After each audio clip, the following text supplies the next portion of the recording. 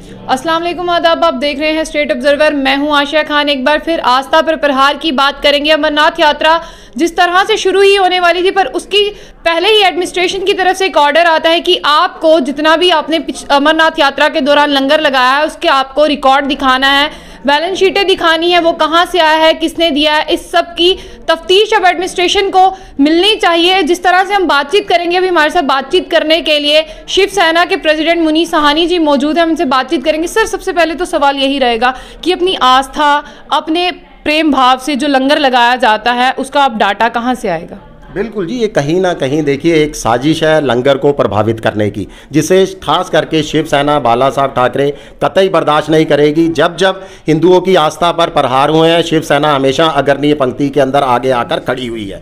तो अब जो हमारे जम्मू कश्मीर के लिए अंदर जो हमारे माननीय उपराज्यपाल जी हैं, उनके देखरेख के अंदर जो दिशा निर्देश जारी किए गए हैं अमरनाथ यात्रा को लेकर, ये हमें कतई बर्दाश्त नहीं है। हम बिल्कुल साफ शब्दों के अंदर उनको चेतावनी देते हैं कि ये कहीं ना कहीं हमारी लंगर व्यवस्था पर जो है वो प्रहार किया जा रहा है, लंगर व्यवस्था पर अंकुश लगाने की एक साजिश है। देखिए, लंगर व्यवस्था के अंदर दान से हमेशा लंगर लगाया जाता है, तो हम कतई ये बर्दाश्त नहीं करेंगे कि सरकार हिंदुओं की यात्राओं को लेकर ज़्यादा से ज़्यादा दखल अंदाजी कर रही है। उससे उसको बाहर आना होगा, बाज आना होगा।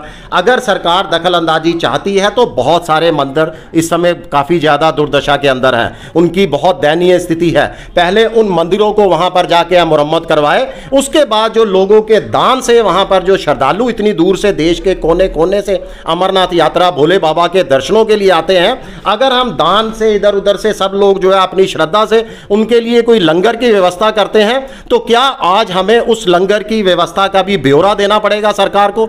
देखिए, कोई 10 किलो चावल दान करता है, कोई 20 किलो तेल दान करता है, तो उसका हम एक एक ब्यौरा उसका सरकार को दे। ये किस तरह के आदेश हैं, ये किस तरह के फरमान सरकार जारी कर रही है? ये हिंदू देश है, भारत देश है, यहाँ पर कतई ये चीज़ें बर्दाश्त नहीं की जाएंगी कि किसी भी धर्म, बल्कि हिंदू ही नहीं, मैं तो चाहता हूँ किसी भी धर्म की अंदरूनी खाते उसके दखल अंदाजी जो है वो बर्दाश्त नहीं की जानी चाहिए। और ये साफ चेतावनी है हमारी। कल भी दिल्ली के अंदर तमाम हिंदू संगठनों के साथ बैठक हुई है, जिसमें राजेश्वर राज जी महाराज और भी कई संगठन थे, हिंदू संगठन थे।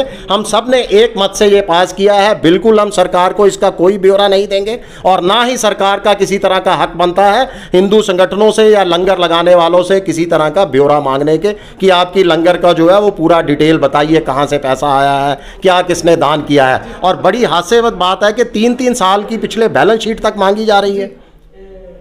सानी जी, अगर हम बात करें तो कहा जा रहा है कि एक से ज़्यादा आप लंगर नहीं लगा सकते। किस हद तक सही है? जब इतने दूर देश के कोनों कोनों से श्रद्धालु आएंगे, तो अगर लंगर नहीं होंगे, जिस तरह से अभी आपसे भी डाटा मांगा जा रहा है, सबसे मांगा जा रहा है जो लगाते हैं, तो उनको किस तरह की दिक्कतों का सामना करना पड़ेगा श्रद्धालुओं को? देखिए, बड़ा सिंपल सा तरीका है। अगर सरकार के पास बहुत ज़्यादा लंगरों की लिस्ट आ चुकी है कि अगर वहाँ पर आपके पास जो है रास्ते के अंदर, अगर हम पहलगाम वाले रास्ते की बात करते हैं या बालटाल वाले रास्ते की बात करते हैं, तो अगर सरकार के पास 100 लंगर लगाने की व्यवस्था है, अगर उनके पास 200 आ चुके हैं वहाँ पर आवेदन, तो फिर हम इस चीज़ को मानने के लिए बिल्कुल तैयार हैं कि हर आदमी को वहाँ पर जो है सेवा का मौका दिया जाना चाहिए। उस बात से फिर हम सहमत हैं सरकार के साथ कि एक लंगर लगाने वाले को एक ही जगह जो है अलॉट की जाए। अगर वहाँ पर व्यवस्था ही नहीं है, अगर सरकार के पास इतनी अभी सूची आई नहीं है, इतने आवेदन आए ही नहीं हैं वहाँ पर लंगर लगाने के लिए, और मैं ये मानता भी नहीं कि वहाँ बहुत ज़्यादा आवेदन की आए होंगे लंगर लगाने के लिए,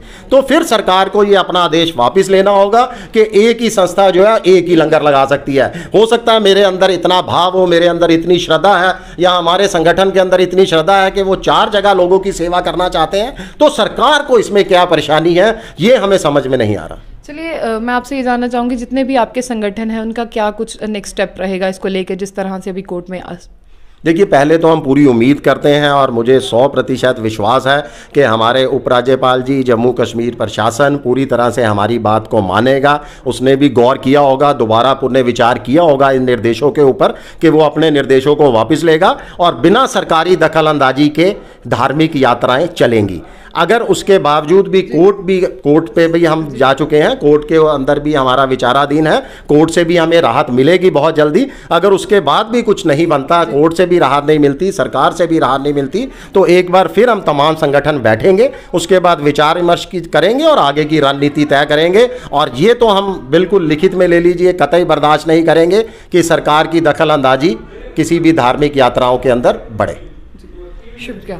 ये थे हमारे साथ मुनीर साहनी जी, प्रेसिडेंट शिवसेना के, जिन्होंने साफ तौर पर ये स्पष्ट किया है कि जो धार्मिक भावनाएं हैं वो उसी तरह से, जो उनका लंगर लगता था वो उसी तरह से लगता रहेगा। अभी कोर्ट क्या कुछ कार्रवाई करता है इसके लिए हम आपको आगे भी अपडेट देते रहेंगे। तो ऐसी और भी अपडेट्स के लिए जुड़े रहिए स्टेट ऑब्जर्वर के साथ।